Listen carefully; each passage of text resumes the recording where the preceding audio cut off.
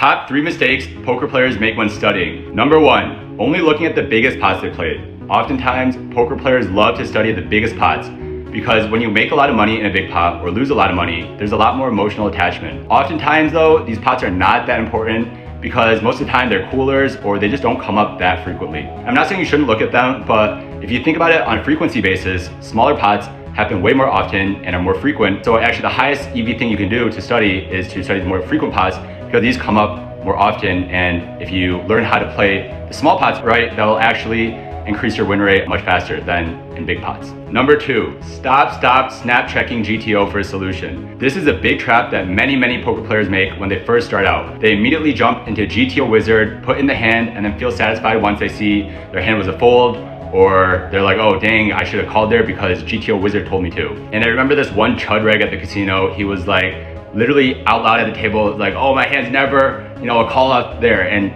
you should never say stuff like that at the poker table, but it really gives me a thought process of like how this guy thinks about poker, right? And what you should actually do is you need to have some original thought if you really want to crush the tables. You're not playing against robots, you're playing against human players. And all the best players I know have a strong theoretical baseline, yes, but combined with an extreme exploitative style. It's kind of like their own little, nuanced way of playing poker. Every top poker player plays poker a little bit differently, and that's because this is something you can't really teach.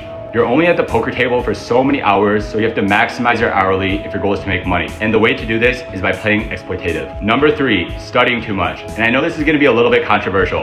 Of course, you should be studying, but if you're only studying and not playing volume and you don't actually reinforce concepts through play, you're just kind of like learning the game on paper, but you never actually put yourself in the arena. You need to fuck around, you need to click some buttons and really learn how to perform in the arena because half the battle is actually the performance, not just your knowledge. So don't spend so much time studying where you're not actually playing and learning how to deal with making decisions under pressure. And these are the top 3 study mistakes I think poker players are making.